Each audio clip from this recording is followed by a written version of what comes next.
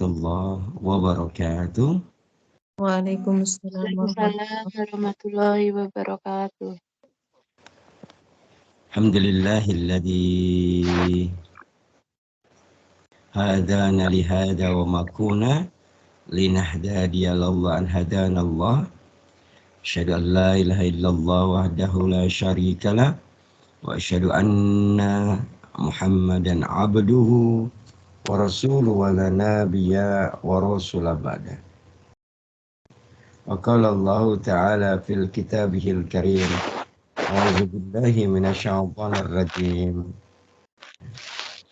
Innallaha wa malaikatahu yusholluna 'alan nabi ya ayyuhalladzina amanu shallu 'alaihi wa sallimu taslima.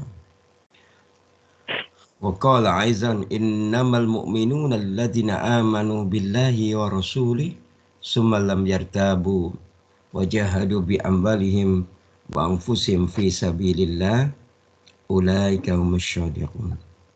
Sadaqallahul azim wa nahnu ala dzalika minasyahidin wa syakirin alhamdulillahi rabbil alamin. Para santri yang mulia, kita awali kajian pekanan kita di pagi yang mengembirakan kita ini dengan bersama-sama membaca basmalah. Bismillahirrahmanirrahim. Selanjutnya kita bersyukur kepada Allah sedalam-dalamnya sampai hari ini sampai ini ya 10 Sya'ban ya, atau sekarang mungkin 11 Sya'ban ya. Sampai 11 Sya'ban ini Allah masih memberikan kita nikmat iman wal Islam, nikmat asyihah wal afiyah. Kita masih berikan nikmat untuk terus bersemangat untuk melakukan ketaatan kepada Allah. Kita masih diberikan semangat, kemampuan, dan kekuatan untuk mendharma baktikan hidup kita hanya kepada Allah. Mudah-mudahan kondisi ini, gitu ya, keadaan ini, nikmat ini bisa menjadi wasilah, menjadi sarana untuk menggapai semua kebaikan-kebaikan yang ada di tangan Allah Subhanahu wa Ta'ala, hingga Allah menetapkan kita semua, menetapkan Ustadz dan keluarganya Ustadz dan panjenengan dan keluarga panjenengan semua, Allah tetapkan sebagai hamba-hamba Allah yang terbaik, yang soleh dan solehah, angkat derajat yang tinggi di sisi Allah Subhanahu wa Ta'ala. Amin. Allahumma. Amin ya Rabb. Selanjutnya sebelumnya Ustadz mohon maaf, mungkin Ustadz agak telat ya masuknya ya, Skype, karena tadi di masjid itu jam 5:50 baru komat gitu ya, dan Ustadz baru mulai ngimamin itu jam segitu ya, makanya tadi agak telat, mohon dimaafkan ya. Nah selanjutnya mari kita juga bersolat dan salam, semoga Allah limpah curahkan kepada junjungan kita Nabiullah Nabi besar Muhammad sallallahu alaihi wa ala alihi wasallam, dan kepada seluruh pengikutnya hingga akhir zaman nanti. Para santri yang mulia, alhamdulillah hari ini kita bisa bermuajahah, bisa bersua ya, untuk melanjutkan pembelajaran kita, dan kita masih membahas tentang bab apa? An-nar wa ahlun nar. Tentang apa babnya? An-nar wa ahlun nar. Ya. Ada yang masih ingat pada pekan lalu kita sampai mana pelajarannya? Batang leher neraka. Sampai mana?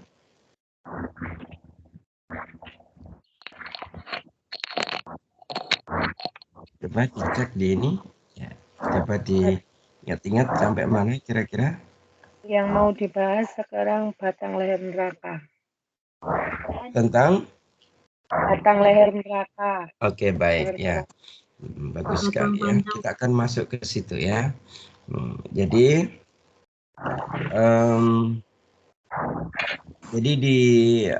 setelah kita membahas tentang besarnya neraka, setelah kita membahas tentang dalamnya neraka, mungkin sedikit banyak mengenai kedahsyatan neraka gitu ya. Nah sekarang kita akan melihat bahwa ternyata hadirin yang dimuliakan Allah, di dalam neraka itu dipersonifikasikan namanya ya, gitu ya. Bahwa dari neraka itu nanti akan keluar satu batang leher gitu ya, di yaumil akhir ya, yatakallam ya. Dan batang leher itu bisa apa ya, yatakallam itu bisa berbicara ya. Jadi batang leher itu bisa apa? Bisa berbicara. Nah itu ya. Ya, hadirin yang dimuliakan Allah Subhanahu wa taala ya. Nah, terkait dengan hal ini gitu ya, ada sebuah hadis ya. Hadis ini agak panjang ya. Ada hadis, ada yang diriwayatkan atau ada dalam kitab Al-Silsilah As-Sahihah ya. Kemudian, dan hadis ini dari Abu Sa'id Al-Khudri ya.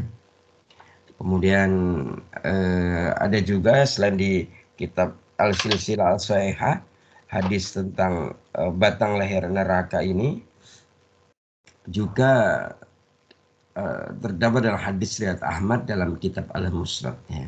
Kitabnya beliau ya. Kitab Al-Musnad ya. Jadi dari Abu Sa'id Al-Khudri radhiyallahu anhu ya. Dari Nabiullah sallallahu alaihi wasallam gitu ya.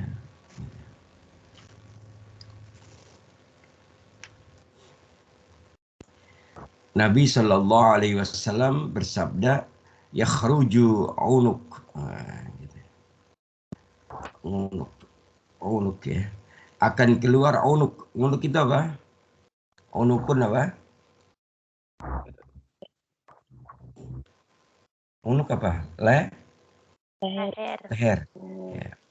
Kalau bicara unuk, jenengan pernah dengar ya? Unuk itu kayaknya ada nama seseorang itu. Siapa unuk itu? Raksasa. Tidak tahu. Unuk ya. Kalau dalam hadisnya yakhruju unukun minan nar yatakallam yaqulu, itu hadisnya. Jadi akan keluar unuk. Unuk itu sebatang leher ya, minan nar dari api neraka, yatakallam yang bisa berbicara. Nah, kok yaqulu, dan kemudian dia berkata gitu kan itu. Nah, kalau unuk itu ada ini ya, ada kisah tentang seorang tokoh namanya Unuk. Dan Unuk ini yang nantinya dari Unuk ini kemudian nanti akan melahirkan seorang anak yang menjadi raksasa, yang umurnya kalau dalam satu riwayat umurnya sampai 3.500 tahun. Gitu. Namanya siapa? Anaknya Unuk, yaitu Auj bin Unuk. Siapa Unuk? Unuk ini adalah anaknya siapa? Adam dan Hawa. Gitu ya.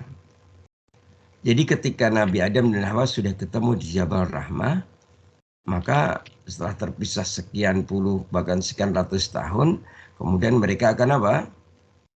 Kemudian mereka produktif ya, sudah mulai punya anak. Ada riwayat yang menyampaikan bahwa Hawa ini melahirkan 20 kali. Dan semuanya kembar. Tapi ada juga yang riwayat menyampaikan Hawa ini melahirkan 40 kali. Dan hampir semuanya kembar. Nah, tetapi ada kisah menceritakan ada satu yang tidak kembar gitu ya. Ada satu yang tidak kembar. Biasanya kalau kembar itu laki dan perempuan. Nah, ada satu yang tidak kembar ya. Nah, yang tidak kembar itulah disebut dengan unuk gitu ya. Di mana unuk itu digambarkan di situ Onuk itu perempuan, tapi kepalanya 2. Ya, perempuan berkepala 2. gitu ya. Nah, kemudian Onuk ini mempunyai perilaku yang buruk. Di antaranya perilaku buruknya apa? Memperturutkan nafsu syahwatnya, gitu ya. Sehingga seiring dengan bertambahnya jumlah manusia pada saat itu, Onuk itu suka mengumbar syahwat. Karena dia itu kan perempuan, sehingga dia suka berzina. Dan zina ini menjadi kesukaan dari Onuk. Sampai akhirnya Onuk hamil. Ketika hamil tidak diketahui itu siapa yang menghamilinya, karena banyak sekali yang berzina dengannya. Gitu ya. Karena itu memang kesukaan Onuk. Gitu. Nah, akhirnya lahir dan lahirlah yang disebut dengan dinamakan Auj itu. Auj bin Onuk. Nah, Auj ini badannya besar. Ya. Jadi kalau Onuk ini tinggi besar, ini kalau berdiri di samudra, maka samudra itu hanya sampai kepada mata kakinya dalamnya. Bisa membayangkan besarnya seberapa? Dan kalau Onuk ini mau makan, maka dia ambil ikan yang paling besar di samudra, kemudian dipanggangnya di matahari. Bisa membayangkan besarnya seberapa? Bayangkan. Nggak bisa membayangkan, terlalu besar. Terlalu besar, oke ya. Nah, kemudian dia hidup sampai zamannya Nabi Nuh. Kan Adam, Idris, Nuh. Nah, umurnya sampai 3.500 tahun lebih. Ya. Nah, pada saat Nabi Nuh inilah kemudian dia diminta ya untuk apa? Diminta untuk mengambilkan kayu ya yang bakal jadikan sebagai kapal oleh Nabi Nuh. Di situ ceritanya. Nah, kembali ke sini ya. Onuk ya, gambaran personifikasinya kayak gitu. Nah, di neraka itu Rasulullah bersabda, yakhruju aunukun minan nar yatakallam. Akan keluar dari neraka itu sebatang leher yang bisa berbicara. Yaqulu, kemudian mereka kemudian apa? Leher itu berkata, wakil yauma, gitu ya. Ya. Apa itu? Aku diberi tugas hari ini, gitu ya. Wakil tuh yauma, aku diberikan apa? Tugas hari ini. Ya. Dan tugasku adalah untuk bisalah satin, mengambil 3 golongan orang. Nah, gitu ya. Aku diberikan tugas hari ini dan tugas dalam mengambil 3 golongan orang. Ya. Bisalah satin. Ya. Ya, bikulli jabbarin. Pertama ini. 3 golongan itu yang pertama adalah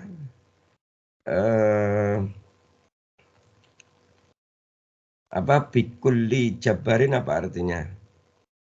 Orang yang suka berbuat zalim, orang yang lalim, orang suka berbuat sewenang-wenang.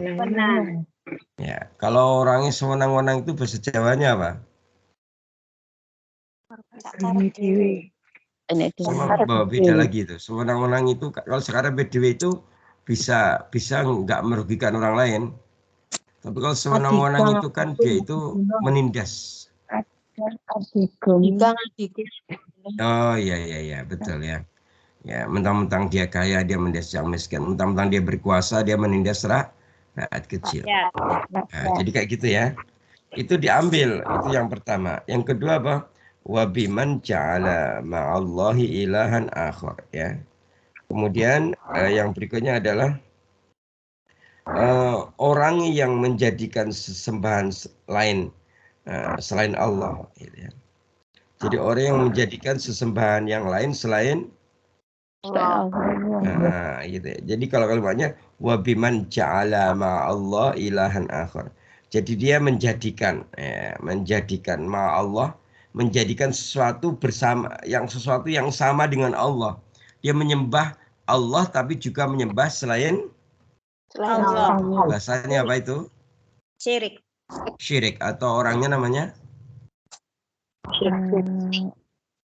Musyrik.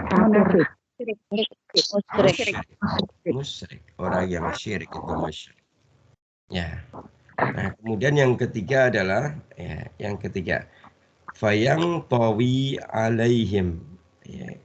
Apa itu yang ketiga kira-kira? Fayakdzifuhum fi ghamara jahannam. Gitu. Sedangkan yang ketiga yang diambil itu adalah apa? Yaitu orang yang menjadikan orang yang membunuh satu jiwa tanpa ada alasan, gitu ya. Maka lalu leher itu kemudian memakan mereka. Leher tadi kemudian memakan 3 golongan ini, kemudian mencebloskan mereka ke dalam genangan api neraka jahanam. Jadi nanti itu di neraka akan keluar onukun minan nar yatakallam yang bisa berkata bahwa aku dikasih tugas 3 mengambil 3 golongan. Pertama apa tadi? Orang yang lalim sewenang-wenang. Yang kedua orang yang Jadi syirik. musyrik. Ya. Yang ketiga orang yang membunuh jiwa tanpa alasan. Jiwa yang tidak bersalah dibunuh. Ya. Maka dimakanlah, dimakan. Ya benar dimakan, dimasukkan ke mulutnya, mulut leher itu. Setelah itu kemudian dilemparkan ke dalam genangan api neraka jahanam. Jadi gitu ya. Jadi begitu terkait dengan hadis ini ya. Nah, tentunya kondisi ini kira-kira biasa aja atau mengerikan? Mengerikan. Pasti mengerikan sekali. Sangat Ya. mengerikan. Ya. Nah setelah itu ditampakkanlah, ditampakkan dan dirasakan kepada mereka siksaan-siksaan Allah. Gitu. Gitu ya. Nah di antara bentuk siksaan Allah itu apa? Semua kejahatan mereka akan dibongkar melalui kesaksian neraka yang akan berbicara. Gitu. Jadi pada saat itu nanti neraka akan ikut berbicara. Neraka akan menjadi saksi atas apa? Atas dosa dan kemaksiatan, kejahatan yang pernah kita lakukan di dunia. Gitu ya. Nah, gitu ya. Bahkan kemudian neraka tidak hanya berkata-kata, tapi neraka kemudian akan membakar mereka, gitu ya. Gitu ya. Akan apa? Membakar mereka. Gitu. Coba jenengan, ada yang hafal kan surat Al-Humazah? Al-Humazah. Al-Humazah itu surat keberapa nggih? Ke 104. Hafal semua kan? Ini kan juz 30 itu sama. Ya. Ayat yang ke-7 beriman. Ayat yang Gimana? Dengan beriman? Allati iya, allati tabbali'u 'alal af'idah. Ya, ini. Di situ ada kata apa kalau artinya apa? Allati tabbali'u 'alal af'idah artinya apa? Yang membakar sampai Ya, yang membakar sampai fuad, sampai afidah itu fuad itu sampai hati yang intinya hati. Jadi sampai kepada saripatinya hati yang membakar sampai di situ. Kan itu. Nah, tatpolio membakar ya. Tatpolio ini pada ayat tersebut itu ada beberapa penjelasan ya dari beberapa ulama. Di antaranya adalah penjelasan yang ada dalam kitab Takhwib Minan Nar ya. Kita apa? Ya, ini sebenarnya kitab ini panjang ya. Takhwib Minan Nar. Judulnya panjang. Ya, Ustaz bacain ya judulnya di kitab ini. Jadi kitab ini judul aslinya adalah At-Takhwib Minan Nar wa Ta'rif fi Hali Dar al-Bawar ya. Nah, kitab ini ditulis oleh seorang ulama besar yaitu Al-Imam Al-Hafiz Ibnu Rajab Al-Hambali ya. Al-Hambali rahimahullah. Nah, ini beliau menulis menulis sekitar 700 tahun yang lalu. Nah, kitab ini. Jadi maksudnya kategorinya kitab ini kitab klasik. Ya. Nah, di dalam kitab ini beliau Syekh Abdurrahman bin Ahmad bin Rajab Al-Hambali ini mencoba menjelaskan tentang apa? Hal ehwal atau menjelaskan tentang keadaan dan kedahsyatan neraka, sifat-sifatnya, kemudian kedatangan neraka pada hari kiamat serta apa? Ahlun nar, ya, serta keadaan orang-orang yang berada di dalam neraka. Bahkan di dalam kitab itu jelaskan pula orang-orang yang begitu takut terhadap neraka. Orang-orang yang apa ya, di wajahnya penuh dengan ketakutan, penyesalan gitu ya. Ketika dia telah dihadapkan pada siksa neraka yang nyata begitu ya. Hadirin yang dimuliakan Allah Subhanahu wa taala ya. Nah, dalam kitab itu sebagian menjelaskan tentang Tattali'u ya. Tattali'u. Surat apa tadi? Tattali'u? Al-Humajah. Ayat yang ke 7. surat yang ke 104. 104 ya. Jadi yang dimaksud dengan membakar hati ya, Tattali'u, membakar hati dengan prosesnya yang ini ya. Jadi Tattali'u ini dimaknai membakar hati ya. Kenapa membakar hati? Karena api itu sangat mengetahui apa yang terkandung dalam hati, baik berupa kekufuran maupun kemaksiatan. Kufurnya hati dan maksiatnya hati. Maka api itu kemudian menimpakan siksaan ke dalam setiap hati dengan kadar siksaan yang sesuai dengan apa? Sesuai dengan kekufuran dan kemaksiatannya itu, gitu ya.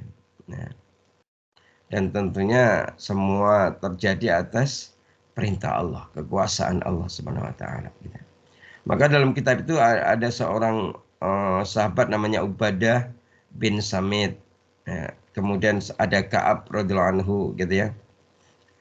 Mereka dua sahabat ini berkata, kelak akan keluar sebatang leher dari neraka, lalu berkata, sungguhnya aku mengetahui orang ini lebih daripada seorang anak mengenali ayahnya atau ayah mengenali anaknya. Artinya apa? Nanti sebatang leher itu tahu betul dosa dan kemaksiatan yang dilakukan oleh manusia yang di dalam neraka itu. Gitu. Begitu mengenalnya, begitu kenalnya, begitu mengerti dan fahamnya unukun ini kepada penghuni neraka ini, selayaknya seorang ayah mengenal anaknya. Atau seorang anak mengenal ayahnya.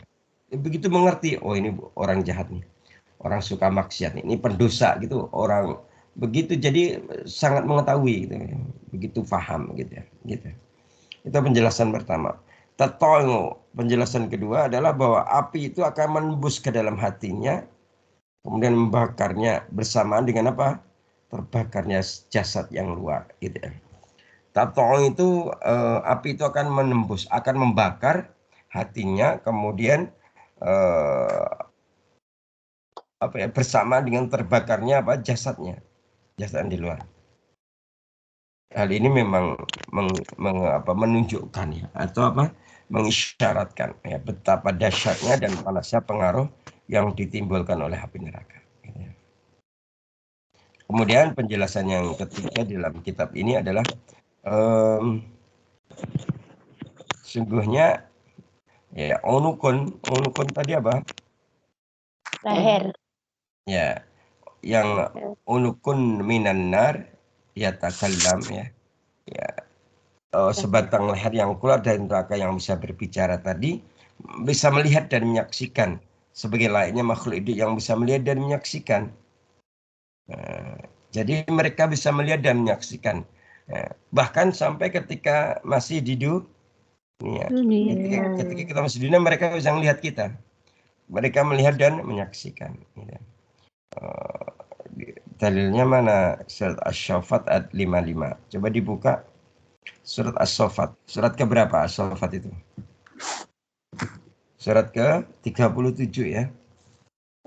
Surat ke-37 ayat yang ke-5. Ayo, ayat ke-55 maksud Ustaz. Baca.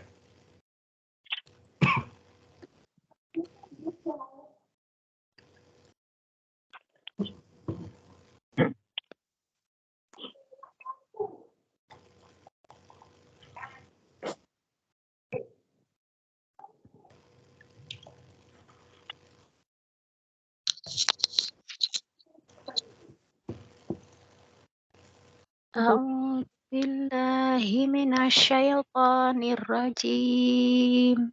Bismillahirrahmanirrahim. Fattala'a fara'ahu fi sawa'il jahim. Artinya, maka dia meninjaunya, lalu dia melihat temannya itu di tengah-tengah neraka yang menyala-nyala.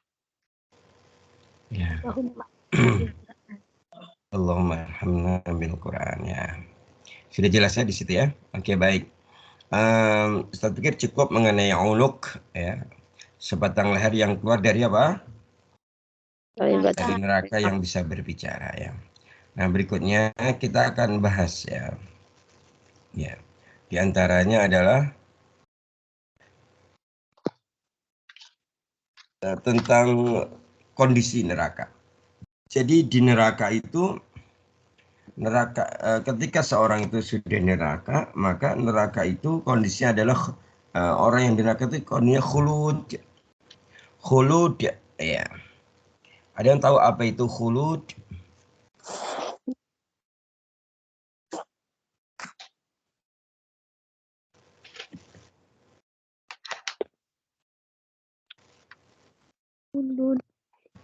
Apa khulud artinya? Khulud. Baik, khulud itu akar katanya sama dengan khalidina. Ya, pernah dengar itu? Pernah itu? Pernah baca? Quran. Contohnya misalnya yang khalidina fiha abada. Ya, itu tergambar dalam surat apa? Surat apa? Al-Bayyinah. Ya, ayat keberapa? 8 ya.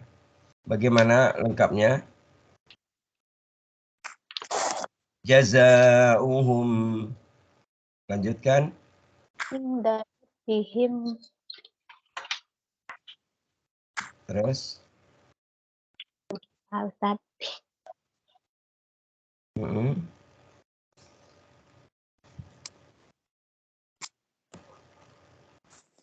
Ayo gimana? Jazaa'uhum inda rabbihim jannatu adnin tajri min tahtihal anhar khalidina fiha abada, gitu ya. Gitu ya. Nah, khalidina fiha ya. Jadi di situ khalidina mereka khalidina khulud fiha di dalamnya abadan, gitu ya. Nah, dari sisi bahasa atau logotan khulud itu artinya adalah khulud atau khalid itu artinya adalah berdiam dalam jangka waktu yang sangat lama. Berdiam dalam jangka waktu yang Sangat lama. Iya. Sampai akhirnya kalau di dalam surat apa tadi? Al-Bayyinah ayat 8 itu ditambahin abada. Berdiam diri di dalamnya yang lama dan dia kekal di dalamnya. Gitu ya. Gitu ya. Jadi keadaannya begitu. Jadi ketika neraka itu seperti itu. Gitu ya. Ya. Jadi ada kalimat apa? Khulud Khalidina fiha. fiha. Misalnya dalam, ada yang tahu nggak kalau di ayat yang lain surat apa kira-kira? Surat An-Nisa ya, surat yang keempat ya. An-Nisa ayat yang ke-169 ya. Di situ Allah berfirman, Bismillahirrahmanirrahim, illa tariqa jahannam khalidina fiha abada Wa kana dzalika 'ala Allahi yasira. Ya. Illa kecuali tariqo jalan jahannam, neraka jahanam, khalidina mereka kekal fiha di dalamnya abadan apa? Abadi. Nah, gitu ya. Mereka berada di dalamnya kekal selama-lamanya gitu ya. Wa kana dzalika 'ala Allahi yasira. Wa kana dan adalah zalika demikian itu ala atas Allahi Allah yasira ya. Mudah bagi Allah Subhanahu wa taala. Ya. Jadi para santri yang mulia, jadi kita ternyata neraka itu mempunyai konsep khulud. Lunya banyak khulud gitu ya. Nah, khuludnya panjang ya. Nah, artinya adalah setiap orang yang dimasukkan ke dalam neraka itu mereka akan berdiam diri di dalamnya dalam jangka waktu yang sangat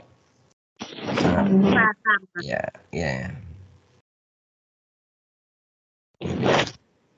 Kira-kira bagaimana apa yang jenengan pikirkan ketika neraka itu sifatnya sifat khulud ya?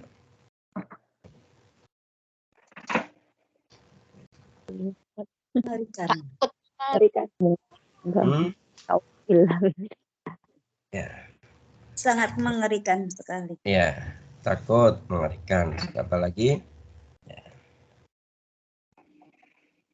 Pasti setiap kita tidak menginginkan masuk kan? Ya, Ya kan gitu ya. Karena di situ itu sifatnya khulud gitu ya. Ya gitu ya. Kita sebelumnya sudah dapat penjelasan dari Allah dan Rasul-Nya mengenai kedahsyatan ya, kepedihan siksa neraka. Dan ternyata di dalamnya khulud. Orang yang masuk di dalamnya berarti dia khulud. Kan gitu ya. Gitu ya. Jadi begitu. Nah, terkait dengan hal ini, para santri sekalian itu ada penjelasan begini ya.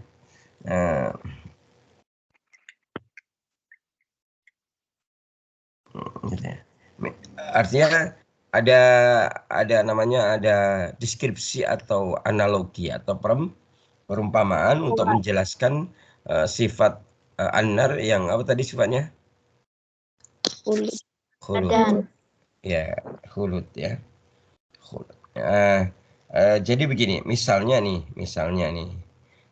jenengan itu suatu saat jenengan itu diberikan misalnya makanan yang sangat lezat. Jenengan kemudian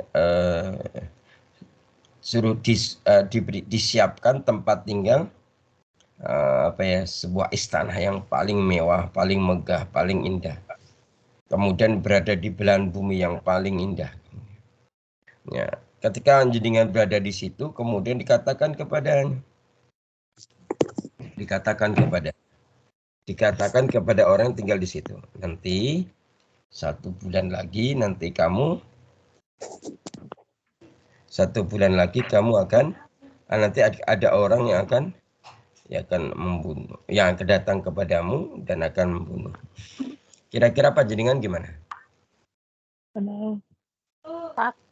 Dan berusaha kira-kira menikmati nggak tadi? Kan jenengan kan ada gambaran tadi ya.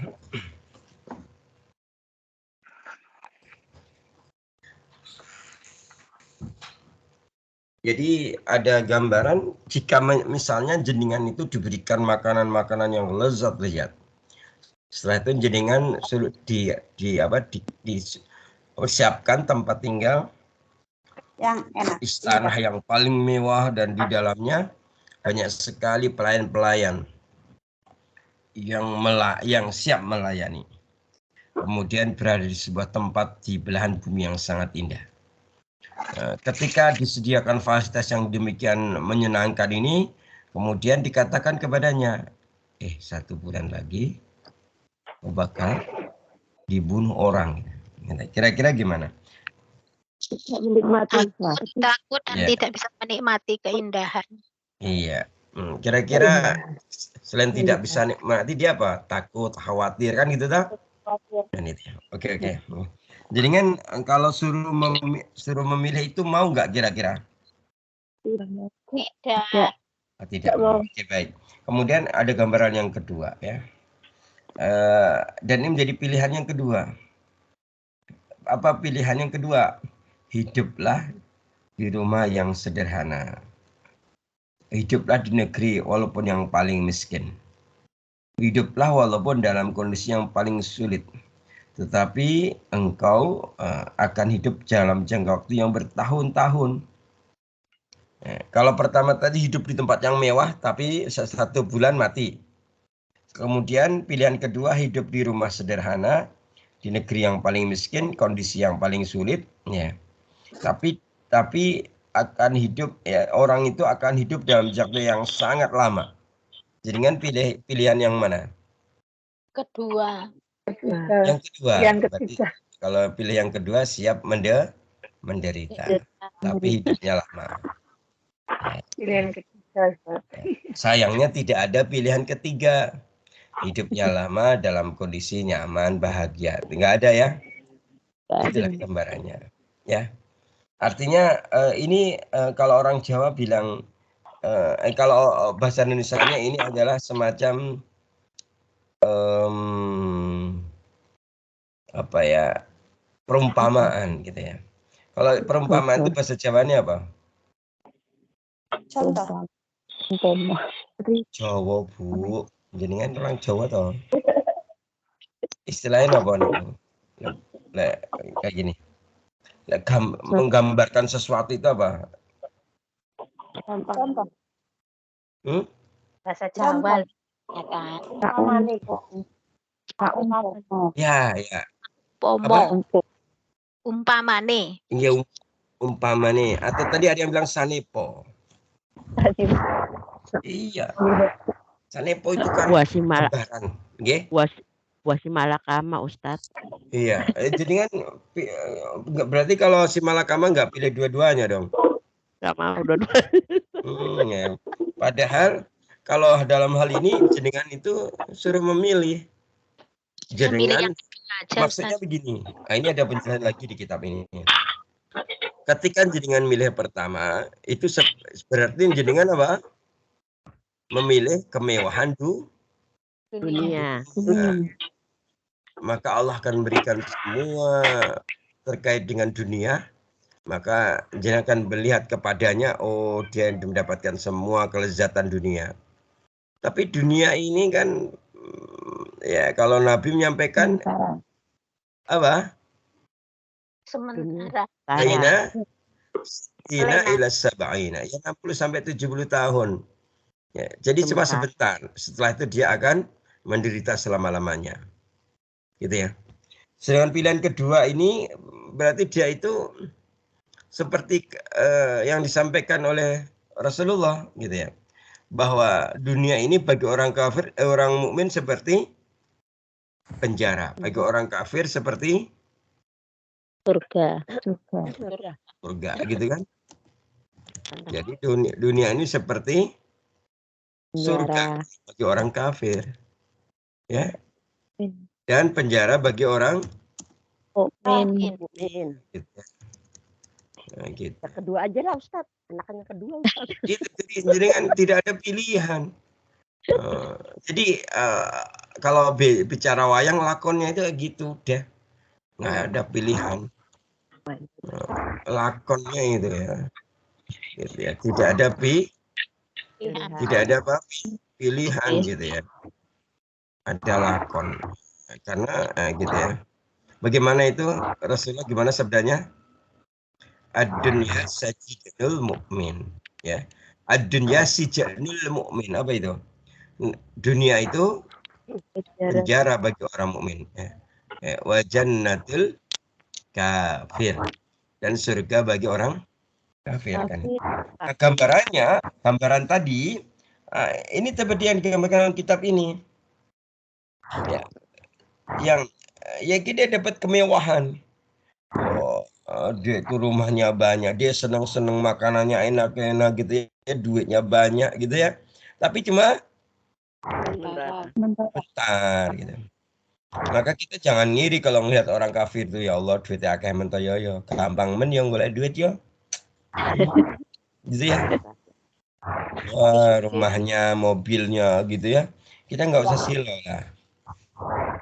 Gitu kan? Gitu ya. Atau bahasanya ad-dunya sijnul mukmin. Kita berperan kayak gini. Seharusnya kan memang peran kita yang ini, bukan peran wa jannatul kafir. Nah, memang jenengan mau berperan yang mana kalau suruh milih? Ad-dunya sijnul mukmin itu peran atau wa jannatul kafir? Pilih yang mana perannya? Sijnul mukmin kan itu kan? Iya, nggak apa-apa. Kalau yang namanya di penjara itu tahu toh. Di penjara itu semua ada Aturannya. Bahkan tidak ada aturan, tidak hanya aturan, ya. Waktu pun dibatasi, kemudian makan pun diatur. Kan itu toh. Kita kan begitu, nggak boleh semua kita makan, nggak boleh. Ada ketentuannya. Ya haram nggak boleh dimakan. Ya boleh makan makanan yang bukan hak kita, kan itu. Oke. Ya, gitu. Yang nomor 2, Ustaz. Nah, maka ketika pastilah ketika orang yang berakal memilih yang mana? Nomor 2. Kehidupan yang panjang. Kehidupan panjang itu pilihan yang kedua. Ya. Ya tidak. Berarti kehidupan yang panjang itu berarti kan kehidupan yang jauh dari al-maut. Jauh dari kematian. Ya. Gitu ya. Jadi gitu.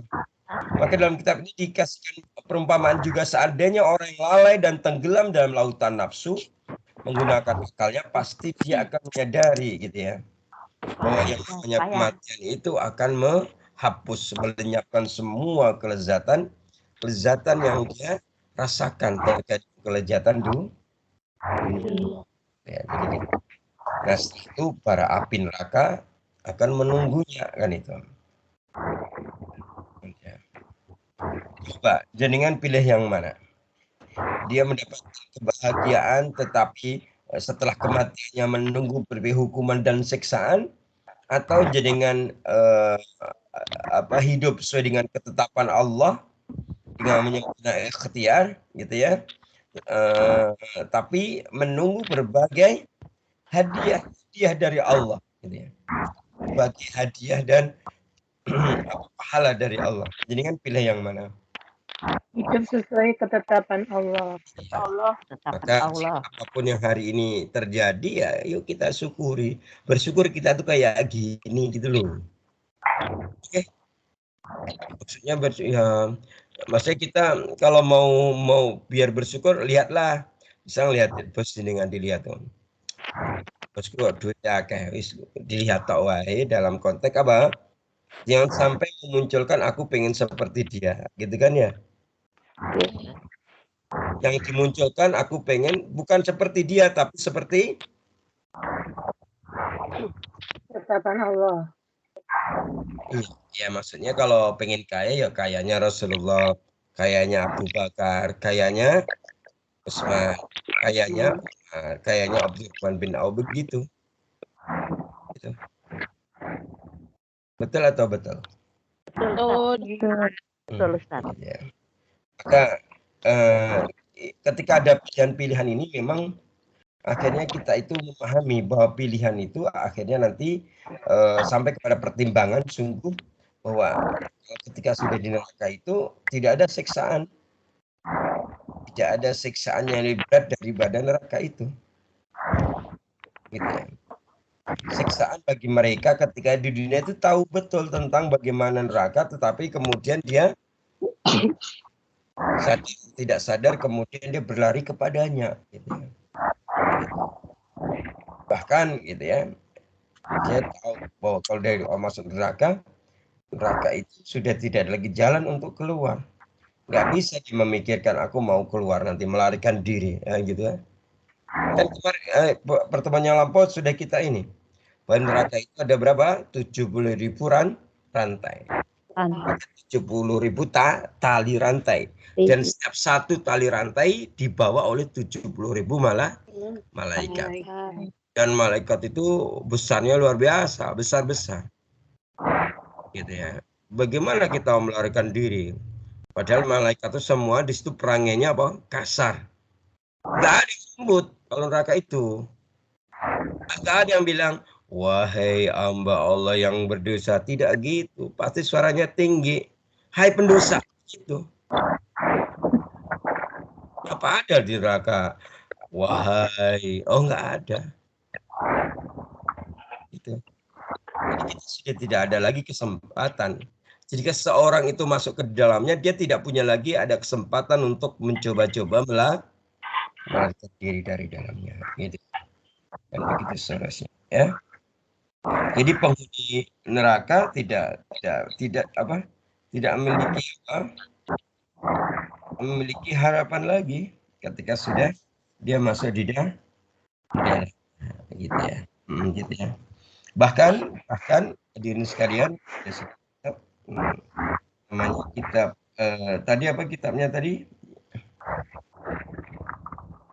Yang tadi saya jelaskan, yang diterbitkan, yang ditulis 700 tahun yang lalu. Takhwif. Dengan itu seharusnya mencatat biar tahu ini sumbernya dari mana.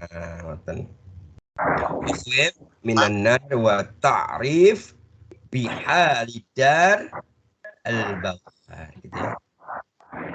Syekh al-Imam al-Hafiz Abdurrahman bin Ahmad Rajab al-Hambali, atau biasa dipanggil dengan al-Imam al-Hafiz Ibnu Rajab al-Hambali rahimahullah, gitu ya. Di dalam kitab itu beliau menyampaikan juga tentang perkataan Umar bin Khattab. Siapa Umar bin Khattab itu?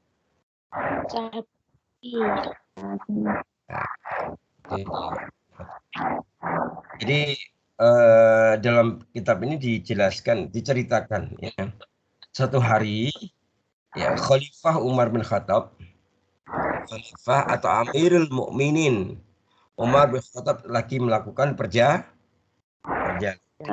safar bersama dengan para sahabatnya. Kemudian saat itu Umar ketika melakukan perjalanan ini, Khalifah Umar melewati bukit pasir. Kalau di Arab kan pasti di mana-mana bukit pasir ya. Melewati bukit pasir yang tinggi ya. Ketika melewati bukit pasir itu tiba-tiba Khalifah Umar menangis. Khalifah Umar apa? Menangis. Ya. Nah, ketika menangis kemudian ditanyakanlah kepadanya. Sahabat beliau bertanya kepadanya, "Ya Amirul Mukminin, mengapa engkau menangis?" Mengapa, Bah? Engkau menangis. Kemudian Umar menjawab, "Aku itu menangis." Tadi ngelewatin apa? Bukit pasir. Ketika melewati bukit pasir, aku melihatnya, kemudian aku menangis. Kenapa aku menangis? Karena aku teringat ahli neraka, gitu ya. Dia ingat kepada para penghuni neraka.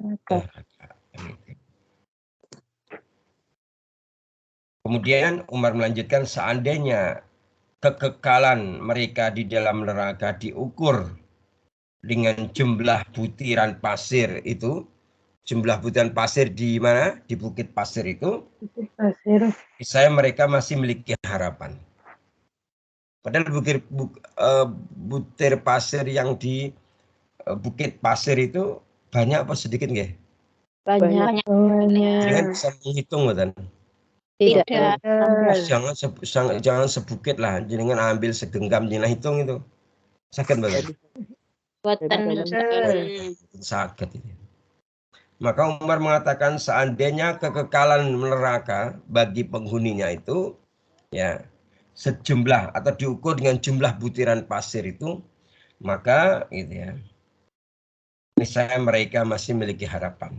Namun sayangnya mereka akan kekal selamanya begitu. Gitu. Ini kan kita bicara khulud Mas ya.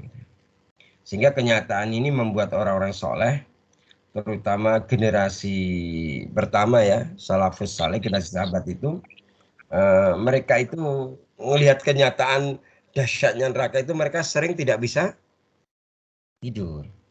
Seringnya Gelisah. gelisah gitu.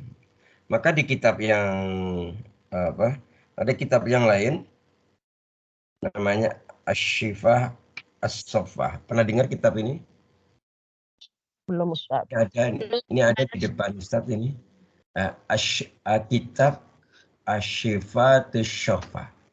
Kitab ini ditulis oleh Ibnu Jauzi. Siapa? Ibnu Jauzi. Ini berbeda dengan Ibnu Qayyim al-Jauziyah. Berbeda nggak? Ibnu Jauzi ya. Nah, dalam kitab ini beliau menceritakan tentang ada sahabat tadi ya, bahwa kenyataan bahwa di neraka itu dahsyat dan khulud, kekal di dalamnya itu, maka membuat para sahabat yang mulia itu tidak bisa tidur. Bahkan dikisahkan ada seorang gubernur menyurati khalifah dari Bani Abbasiyah. Siapa yang terkenal? Dari Bani Abbasiyah itu yang terkenal siapa? Umar bin Abdul Aziz. Ya, Umar bin Khattab. Tapi ini ya memang ini ada garisnya dengan Umar, garis keturunannya. Cuma ini khalifahnya dari Ibnu Abbas. Ibnu Abbas itu anaknya Abbas bin Abdul Muthalib, pamannya Nabi itu.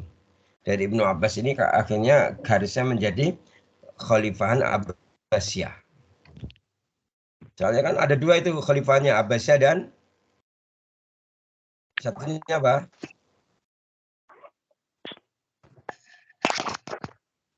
Dengan jarang baca sejarah nggih. Ya Ustaz. Enggak, iya Ustaz. Baru dengar. Kenapa? Enggak lupa. Pun lupa. Riyen kesupen sak menika lupa nggih. Kalau saya belum pernah baca Ustaz. Belum pernah, sekarang lupa. Ya, Belum yang pernah baca, jadi dalam sejarah Kesultanan Islam, kekhalifahan Islam itu ada Bani Abbasiyah, ada Bani Umayyah. Ya, kalau Bani Abbasiyah tadi dari siapa? Abdullah bin Ya, kalau Bani Umayyah itu dari siapa? Itu Bani Umayyah itu dari siapa? Dari anaknya Abu Sufyan, siapa? Muawiyah. Ya, Muawiyah bin Abu Sufyan. Itu garisnya. Kan itu kan. Oke, kembali ke ini ya.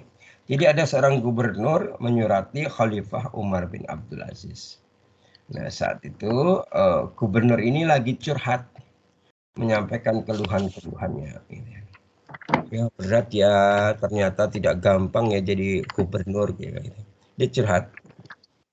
Banyak orang yang membangkang, banyak orang yang mengolok-oloknya, memfitnahnya, ternyata berat ya gitu. Curhat kepada siapa? Khalifah Umar bin Abdul Aziz. Nah, ketika Khalifah Umar bin Abdul Aziz itu mendengar keluhan itu, kemudian Umar bin Abdul Aziz kemudian menulis jawabannya, menulis surat untuk menjawabnya. Surat itu isinya adalah begini. Jawaban dari Khalifah Umar bin Abdul Aziz. Ahi gitu ya, berarti saudaraku, aku ingatkan kepadamu, ahli neraka yang tidak bisa memejamkan mata mereka untuk istirahat, kemudian mereka kekal di dalamnya. Jangan sampai kondisi seperti ini terjadi padamu kelak, sehingga di neraka lah akhir semua urusan dan harapanmu. Itu jawaban dari siapa? Khalifah Umar bin Abdul Aziz. Nah, kemudian setelah gubernur ini, gubernur masa Khalifah Umar bin Abdul Aziz ini membaca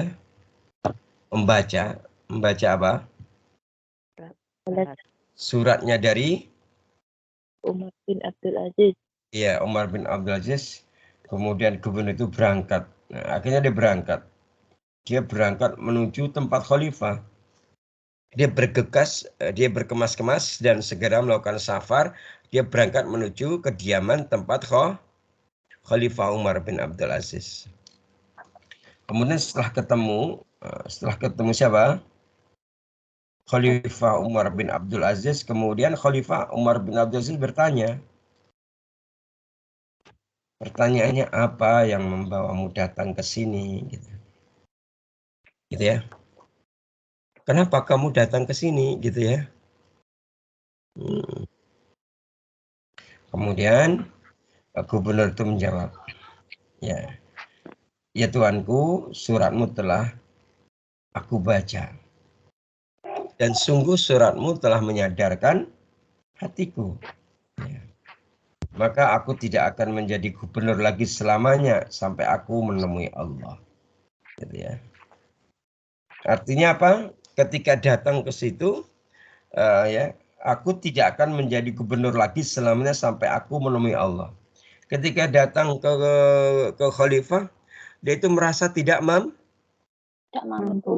Tidak mampu gitu menjadi gubernur gitu ya. Jadi gitu ya. Nah, kisah inilah kemudian sebagaimana yang dijelaskan dalam tafsirnya Imam Hasan Al-Basri gitu. Ya. Coba dibaca surat Al-Furqan surat ke-25 ayat 65. Monggo diwaos. Surat Al-Furqan surat 25 ayat 65. Monggo diwaos.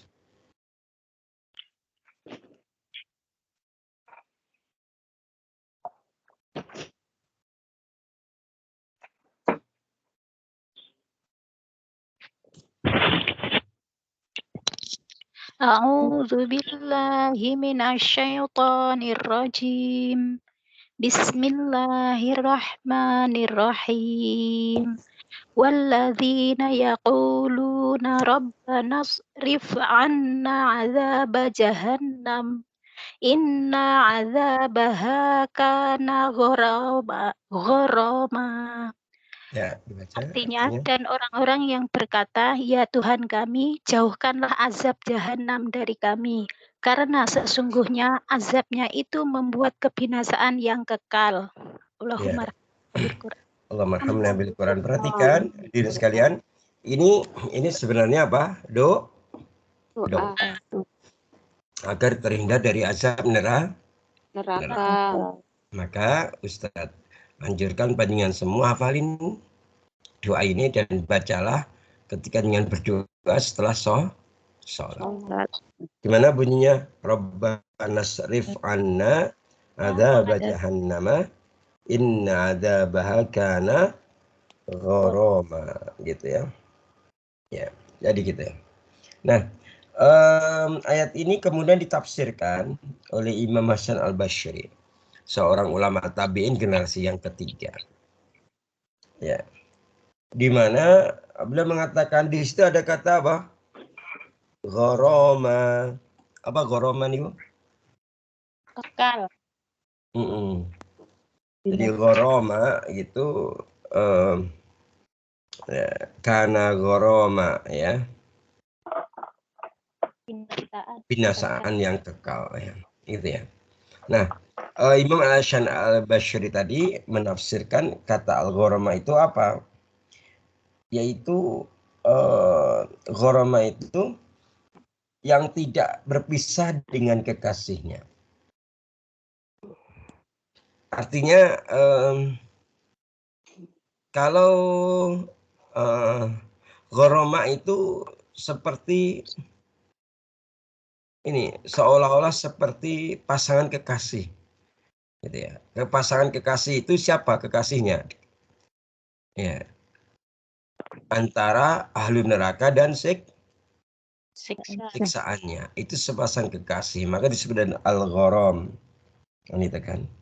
Ketika mereka berpisah, ya. Jadi al-gharam itu mereka itu tidak berpisah. Al-gharam itu tidak berpisah antara dua kekasih.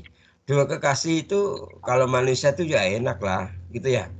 Kita kan senang punya kekasih, betul tidak? Oh, Oh ini kekasihnya ahli neraka, kekasihnya siksaan neraka. Azab neraka. Maka disebut al-gharam jika tidak terpisah dengan kekasihnya. Siapa?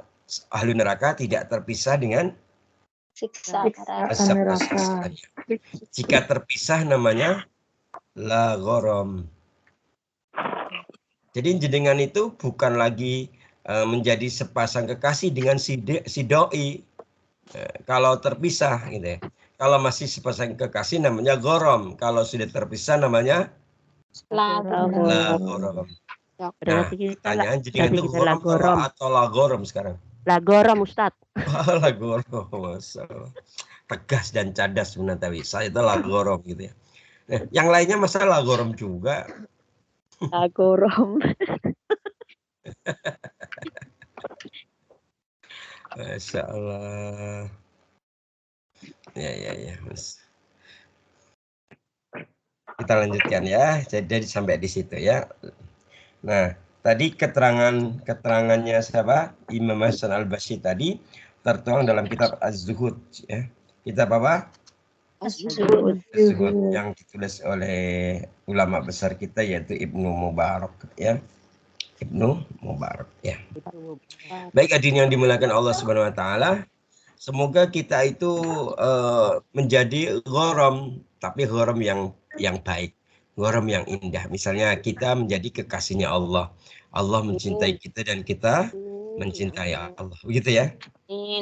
Nah, gitu. Dan kita menjadi kekasih karena persaudaraan di dalam agama ini. Kita tidak tafarraqu, tidak berpecah belah.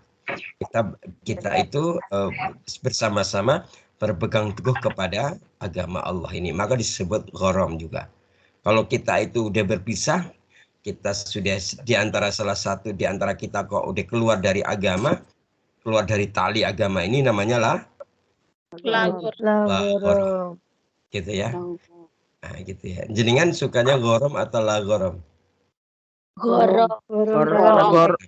Gharam dalam hal yang baik dan indah. Karena ada gharam yang tidak baik, misalnya apa? Sepasang kekasih apa? Antara ahlun nar dan siksaan atau azabun nar. Gitu ya. Jadi tidak disebut kekasih kalau mereka berpisah karena disebut la gharam. Disebut pasangan kekasih kalau mereka bersatu bersama. Ya mereka tidak terpisahkan. Namanya gharam. Nah, gitu ya. Oke, baik, sudah 1 jam 3 menit 35 detik.